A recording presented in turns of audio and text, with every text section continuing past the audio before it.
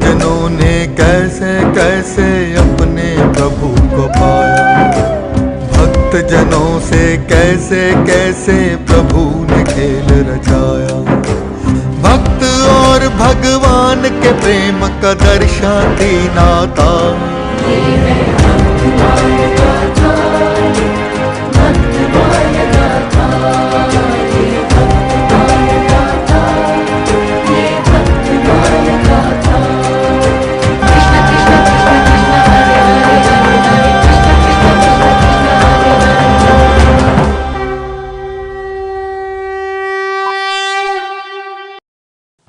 परम कृपालवे श्री सद्गुरु भगवते नमो नमः। जय श्री राधे, जय श्री कृष्ण। कल दिखाया गया गोस्वामी तुलसीदास जी का जन्म, और जन्म के समय तुलसीदास जी के साथ जो भी हुआ हम उसका समर्थन नहीं करते, गलत हुआ। और बाद में दिखाया जाएगा अगले भाग में कि इसका दंड भी एक संत के द्वारा गोस्वामी तुलसीदास जी के पिता को दिया गया। और एक बात और दिखाई गई कल, वो ये कि जमुना में बहाने की बात बच्चे को कोई भी पिता या माता ऐसा नहीं कर सकते। फिर यहाँ क्यों दिखाया, इसका उत्तर है यहाँ जमुना में बहाने का अर्थ उसकी हत्या करना नहीं है, उसको डुबो के मारना नहीं है, बल्कि एक लकड़ी के संदूक में नौकानुमा उसमें बच्चे को लेटा दिया जाता है और नदी में बहा दिया जाता है। आगे जाकर के कोई भी उसको पकड़ लेता था और जिसके पास संतान नहीं होती थी उसको दे दिया जाता था। ऐसी प्रक्रिया पहले थी और यही हुआ कुंती के साथ। कुंती ने उस बालक को एक संदूक में बंद करके और बहा दिया था नदी में। और आगे जाकर के अधिरथ नाम के एक व्यक्ति ने, उनकी धर्म पत्नी का नाम राधा था, उन्होंने उसको पाला और ये भीष्म पितामह के सारथी भी रहे। और इसी प्रकार एक प्रसंग और आता है महाभारत में दुर्योधन को लेकर के। दुर्योधन का जब जन्म हुआ तो भविष्यवक्ताओं ने, ज्योतिषाचार्यों ने बताया कि ये बालक कुरुवंश के लिए घातक सिद्ध होगा।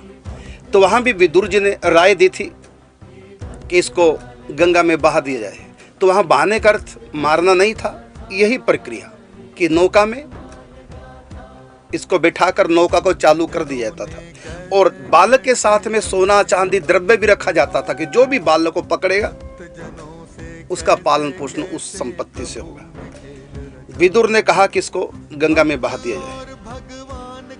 तब पिता धृतराष्ट्र मोहवश ऐसा नहीं कर सके और बाद में दुर्योधन को यह बात पता चली कि काका जी मुझको बहा रहे थे गंगा जी में, ये राय दी थी, इसलिए वो विदुर जी से चिढ़ने भी लगे थे। तो ये एक प्रक्रिया थी। इसका अर्थ हत्या करना नहीं है, डुबो के मारना नहीं है। इसका अर्थ है कि संदूक में बच्चे को लेटाकर बहा देते थे और आगे कोई ना कोई उसको जाके पकड़ लेता था। ये इसका अर्थ है। तो तुलसीदास जी के साथ जो भी हुआ वो अच्छा नहीं हुआ, तो हम इसका समर्थन नहीं करते। कल जैसे कि आपने देखा तो माता ने चुनिया को क्यों दिया, क्योंकि माता को था कि मेरे बच्चे को बहा दिया जाएगा और पता नहीं आगे कौन पकड़ेगा, कैसा व्यक्ति होगा जिसके साथ मेरा बच्चा जीवन यापन करेगा, तो क्यों ना मैं चुनिया को दे दूं। फिर चुनिया को सहारे की आवश्यकता भी थी, वो ये विधवा थी और उसके कोई संतान नहीं थी। पास के गांव हरिपुर में वो रहती थी कि बच्चों को लेकर तुम चले जाओ, जिससे कि मैं यदि जीती रही तो कम से कम पता तो चलेगा मेरा बच्चा किस स्थिति में है, और दुनिया से मैं चली गई तब तो कहना क्या, लेकिन मैं निश्चिंत हो जाऊंगी कि चुनिया के सुरक्षित हाथों में अपने बच्चे को दिया। और इसलिए वो बच्चे को चुनिया ले जाती है और इधर माता की मृत्यु हो जाती है। और उसके कई कारण थे। एक तो बच्चा गंडमूल में पैदा हुआ था, दूसरा बच्चा इतना अधिक हेल्दी था कि माताओं को जन्म देते समय इतना कष्ट हुआ, इनकी तबीयत खराब हो गई और वही उनकी मृत्यु का कारण भी बना। और इसका अर्थ पिता ने ही लगाया कि बच्चा गंडमूल में पैदा हुआ और जन्मते ही इसके मुख में 32 दांत थे, तो ये अपशगुन हो गया, ये अशुभ बालक है। और देखो बच्चे ने जन्म लिया और माता की मृत्यु हुई उसकी। तो बच्चा मातृहंता है, इसलिए मैं इस बच्चे का मुख भी नहीं देखूंगा। ऐसा उनको गलत फहमी हुई कि बच्चा हमारे परिवार के लिए ठीक नहीं। उसके बाद चुनिया ले जाती है। फिर क्या होता है, कैसे बीतता है गोस्वामी तुलसीदास जी का बालपन, तो देखिए।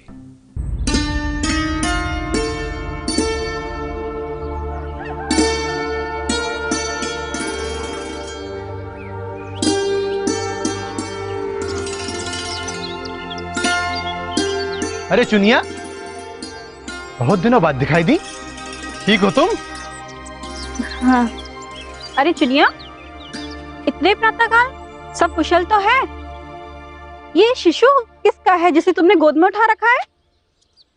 हाँ, ये बहुत ही नवजात है। किसका है ये? कहीं तुम्हारा तो नहीं? चुनिया, तुम तो विधवा हो। अगर ये नवजात तुम्हारा है फिर तो ये घोर पाप है।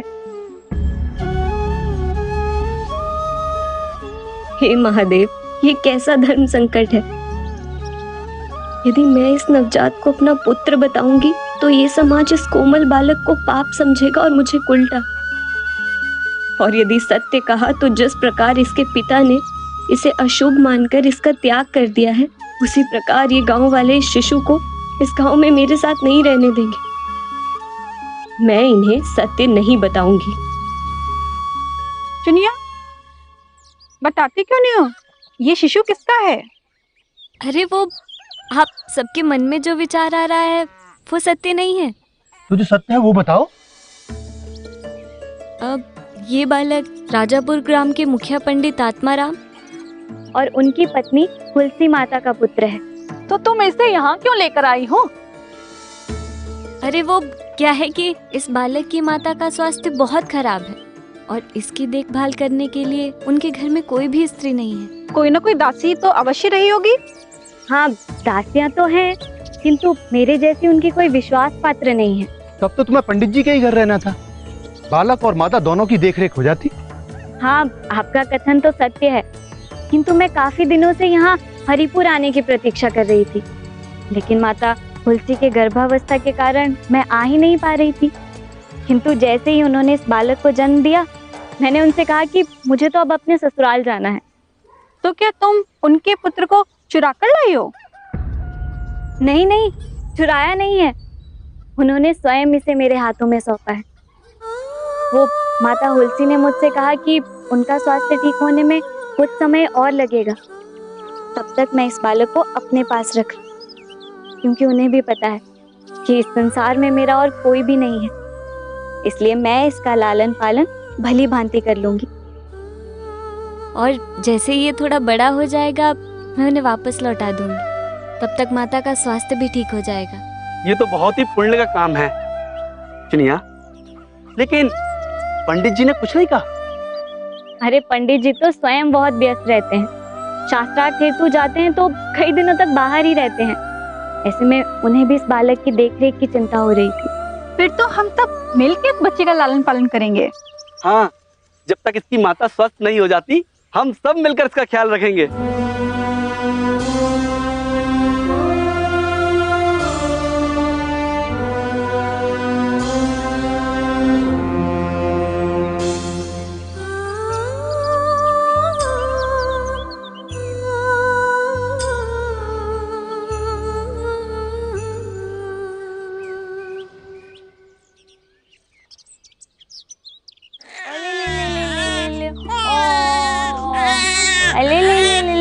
कितना प्यारा बालक है ये। अले अले अले, बस हो गया। कितना प्यारा।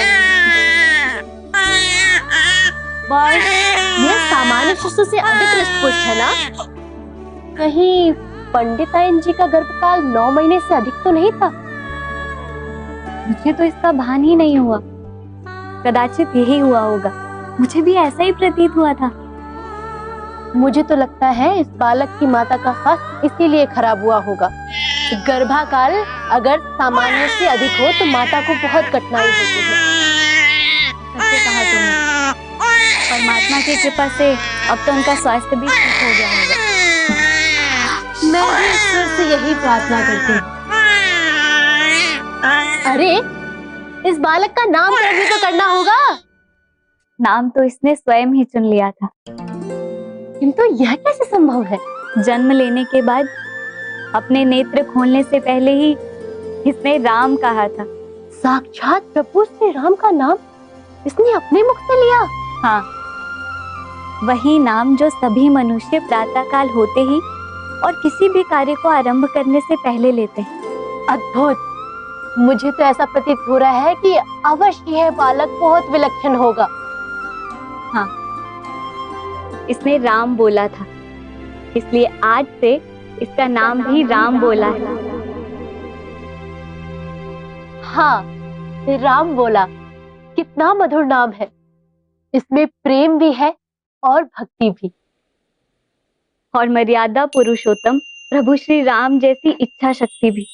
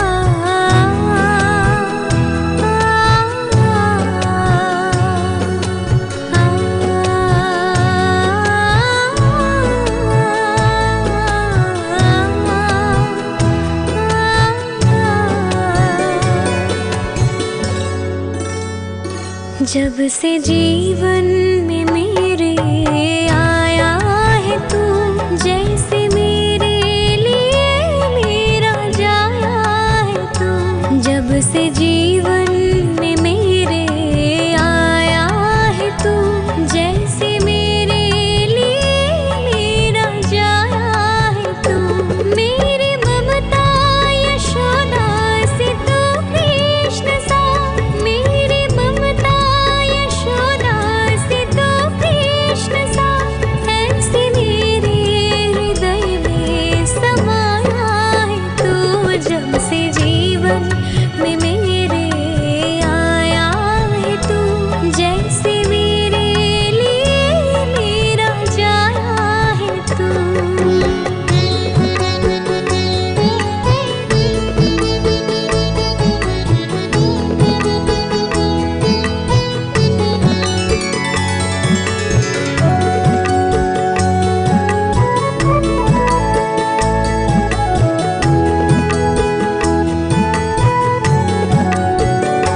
धूप सारी सहूं छाँव तेरे लिए, पूरा घर है तेरा गाँव तेरे लिए।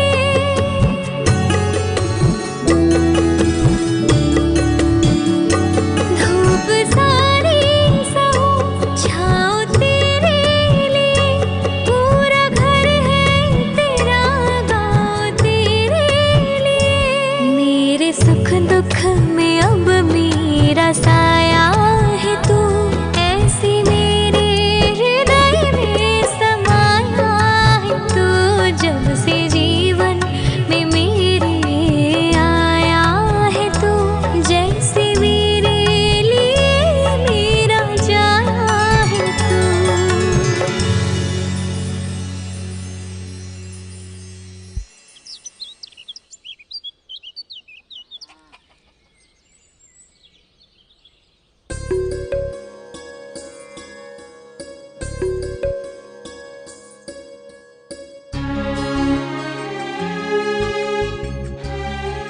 माँ, आप रोज ईश्वर की प्रार्थना क्यों करती हो? क्योंकि प्रार्थना करने से मन को शांति मिलती है और ईश्वर हमारा ध्यान रखते हैं और हमारी रक्षा भी करते हैं। किंतु मेरा ध्यान तो आप रखती हो। उसके लिए भी ईश्वर ही हमें प्रेरित करते हैं, वही हमसे सब कुछ करवाते हैं। यदि हम प्रार्थना नहीं करेंगे तो ईश्वर हमारा ध्यान नहीं रखेंगे? ऐसा नहीं है, वो तब भी हमारा ध्यान रखेंगे। वो सदैव हमारे साथ रहते हैं, परंतु हमारा भी तो उनके प्रति कोई दायित्व है ना। जो हम सबको खाने के लिए भोजन देते हैं, पीने के लिए जल देते हैं, वही तो हमारे परमात्मा है, हमारे दुख हरता है और हमारे आराध्य ईश्वर हैं।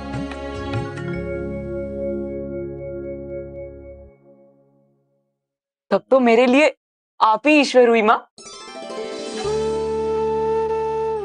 वो कैसे? क्योंकि मुझे तो भोजन, जल और दूध सब कुछ आप ही देती है ना। ऐसा नहीं है। भोजन करने के लिए जो अन्न हमें खेतों से मिलता है वो हमें धरती माता देती हैं, और पीने के लिए जो जल हमें मिलता है वो हमें इंद्र देवता देते हैं, और हम जो दूध पीते हैं वो हमें गौ माता से मिलता है, जो मैं तुम्हें पिलाती हूँ। किंतु उन्हें ये सब कौन देता है? उन्हें ये सब ईश्वर देते हैं, वही तो हम सबके आराध्य हैं। किंतु माँ, वो तो बस, कितने प्रश्न पूछोगे? आप प्रश्न ही करते रहोगे या प्रश्नों के उत्तर देने वाले की पूजा भी करोगे? ठीक है माँ।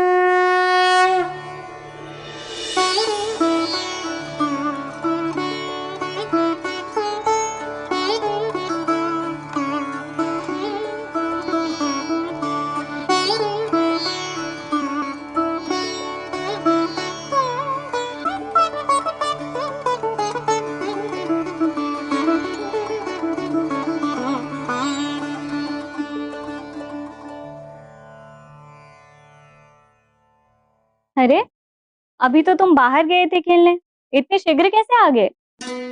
माँ, आज कोई भी बाहर नहीं मेरे साथ खेलने के लिए। अच्छा, तभी मैं सोचूं कि मेरे राजा बेटा का मुंह ऐसे लटका हुआ क्यों है। मेरी खेलने की बहुत इच्छा हो रही है माँ, किंतु मैं किसके साथ खेलूं? बताइए ना, किसके साथ खेलूं? अच्छा, ये तो सोचना पड़ेगा। तो बहुत ही गंभीर विषय है। अब तुम किसके साथ खेलो? एक उपाय है। क्या? क्यों ना आज हम दोनों एक साथ खेलें?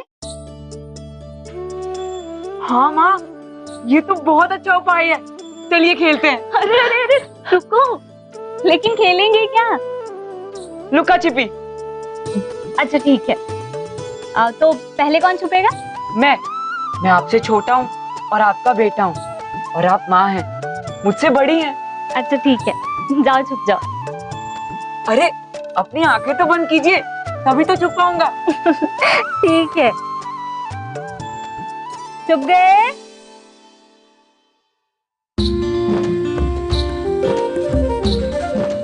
छुप गए क्या? हाँ माँ, मैं छुप गया हूँ। आप अपनी आंखें खोल लीजिए। ठीक है।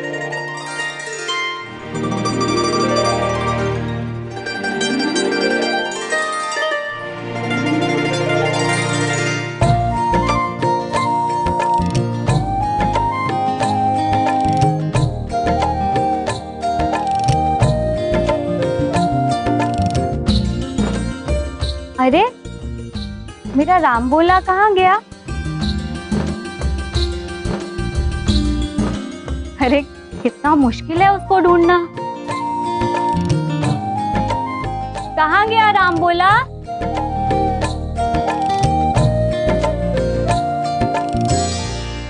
ढूंढ लिया। अरे माँ, आपने तो मुझे तुरंत ही ढूंढ लिया। चलिए, अब मैं आंखें बंद करता हूँ और आप छुपिए। ठीक है।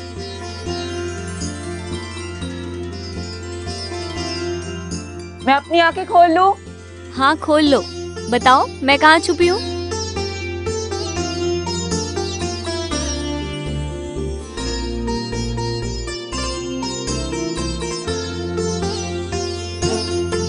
हाँ।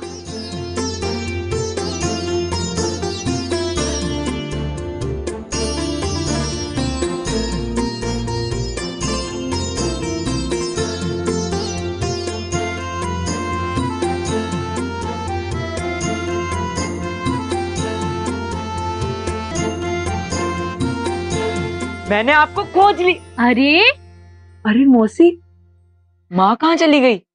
मैं भी तो तुम्हारी माँ जैसी हूँ। हाँ मौसी, किंतु अभी मैं माँ को खोज रहा हूँ।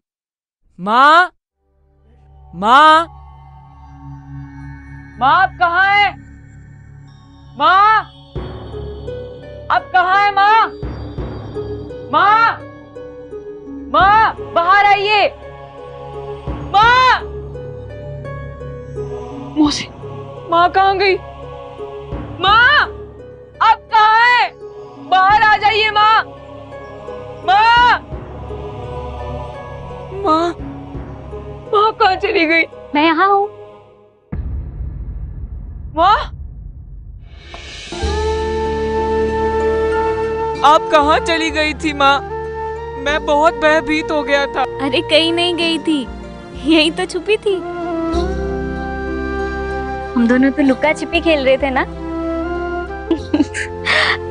अच्छा, अब तुम बाहर जाकर अपने सहपाठियों के साथ खेलो, ठीक है? मैं तुम्हारी मौसी से थोड़ी बातें करती हूँ। ठीक है माँ। जा, आओ बैठो।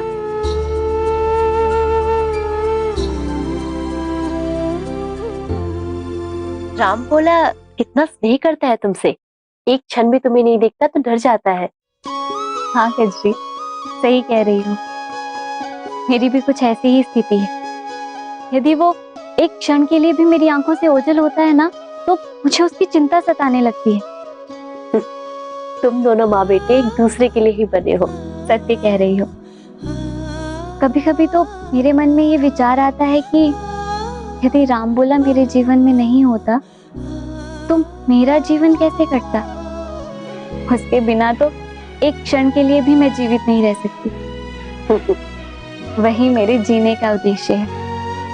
परमात्मा ने उसे मेरे लिए ही भेजा है। मुझे भी यही लगता है। तुम दोनों को एक दूसरे के अलावा किसी की भी आवश्यकता नहीं।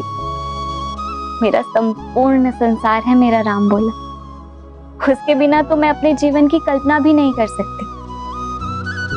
सही कह रही हो, किंतु कभी ना कभी तो राम भोला को जाना ही होगा। अब तो उसकी माता का स्वास्थ्य उत्तम हो गया होगा। कितने वर्ष बीत गए हैं, उसके माता पिता किसी भी समय अपने पुत्र को लेने आ सकते हैं। नहीं नहीं, मैं अपने राम भोला को कहीं नहीं जाने दूंगी। उसके बिना अपने जीवन जीने की कल्पना भर से ही मेरा हृदय कांपने लग जाता है। अरे तुम तो भयभीत हो गई, किंतु मैंने तो वही कहा जो सत्य है। और तुमने भी तो कहा था कि कुछ वर्ष बाद तुम राम भोला को उसकी जन्मदाता को सौंप दोगी। माता हुलसी ने मुझसे कहा कि उनका स्वास्थ्य ठीक होने में अभी कुछ वर्षों का समय और लगेगा और तब तक मैं इस बालक को अपने पास रख लूं। जैसे ये थोड़ा बड़ा हो जाएगा मैं उन्हें वापस लौटा दूंगी। तुम्हें भी तो याद है ना? हाँ, मुझे सब भली भांति याद है, किंतु अभी मैं इस प्रकार की कोई भी बात नहीं सोचना चाहती। जब समय आएगा तब परिस्थितियों के अनुसार सब कुछ परमात्मा के हाथों में होगा। किंतु ये सत्य है, मेरे जीवन जीने का कारण मेरा राम भोला है। अन्यथा मेरा तो इस संसार में और कोई भी नहीं। किंतु सत्य से पीछा छुड़ाना संभव नहीं है। तुम भी तो मेरी सखी हो, तुम्हें प्रसन्न देखकर मुझे प्रसन्नता होती है। मैं भी ये सोचकर भयभीत हो जाती हूँ कि राम भोला के जाने के बाद तुम्हारे जीवन में कुछ भी शेष नहीं बचेगा। किंतु सत्य बहुत कड़वा है और यथार्थ बहुत कठिन।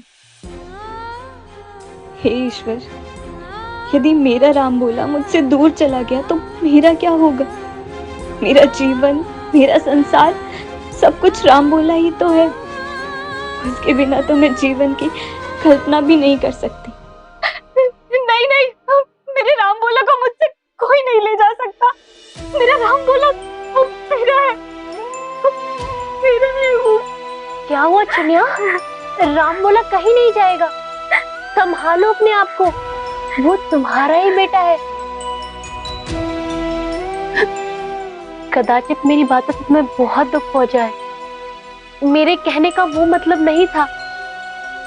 मुझे क्षमा कर दो चुनिया, अब कभी मैं ऐसी बातें नहीं करूंगी तुमसे। माँ आज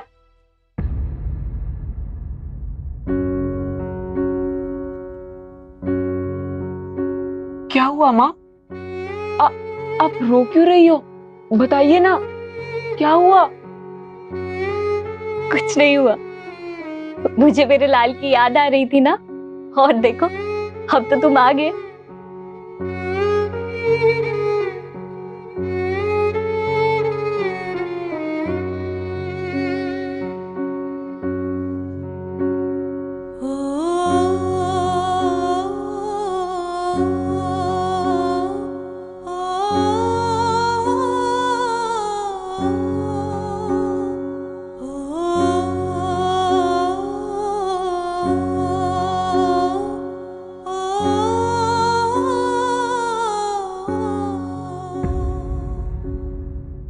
हाथ जोड़ करके समस्त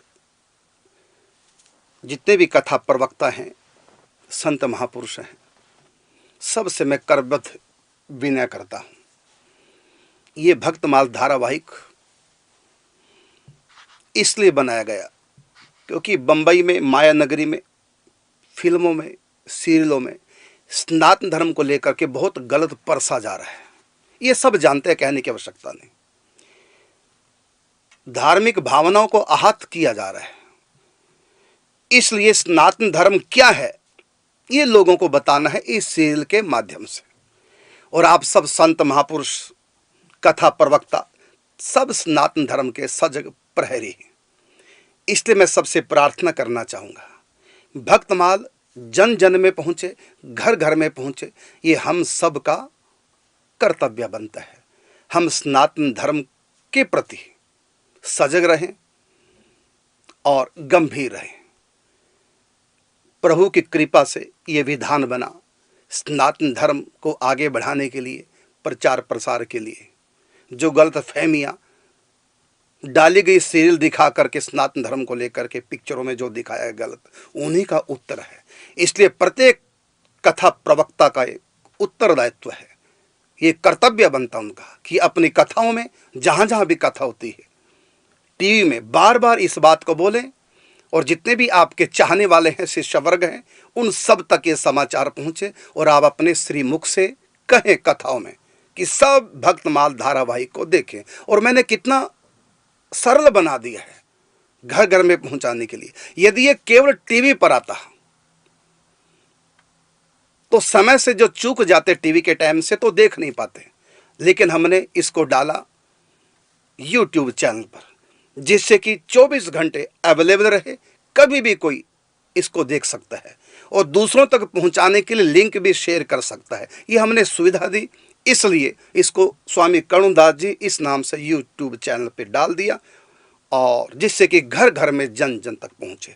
फिर मैं समस्त कथा प्रवक्ताओं को, संत महापुरुषों को विनम्र निवेदन करता हूं, अपने चाहने वाले, अपने फॉलोअर्स जितने भी हैं, सब तक ये बात पहुंचे और आप स्वयं कथाओं में कहें, अपने प्रवचनों में कहें, जिससे कि सनातन धर्म और सुदृढ़ हो। और जो युवा गलत पिक्चरें देख करके सनातन धर्म के विरोध में और गलत सीरियल देख करके जो भटक चुके हैं, उनको राह मिले और वो अपने सनातन पद्धति को स्वीकार करें और वापस अपने सनातन धर्म के प्रति आस्थावान बने। यही लक्ष्य है भक्तमाल धारावाहिक बनाने का। इसलिए सब साथ दें, सब संत, सब कथा प्रवक्ता एक होकर के घर घर तक इस भक्तमाल गाथा सीरियल को पहुंचाएं। जय श्री राधे, जय श्री कृष्ण। भक्तमाल वो पावन गंगा, नहा लया इस धार में, पाप कटेंगे भगवान मिलेंगे, क्यों भटके संसार में। सुनो कथा भाई सुनो कथा, सुनो कथा भाई सुनो कथा, सुनो कथा भाई सुनो कथा, सुनो कथा भाई सुनो कथा। कथा सुनो भक्तमाल की, श्री करुणदास से महिमा सुन लो, हरि नारायण राम के। कथा भाई सुनो कथा, सुनो कथा भाई सुनो कथा, सुनो कथा भाई सुनो कथा, सुनो कथा भाई सुनो कथा। कर्म ज्ञान अष्टांग योग से ऊंची इसकी भक्ति है, हरि को वश में करने वाली इसमें भारी शक्ति है। श्री करुणदास से महिमा सुन लो, हरि नारायण राम के। राम राम राम बोलो, राम राम राम, राम राम राम बोलो, राम राम राम।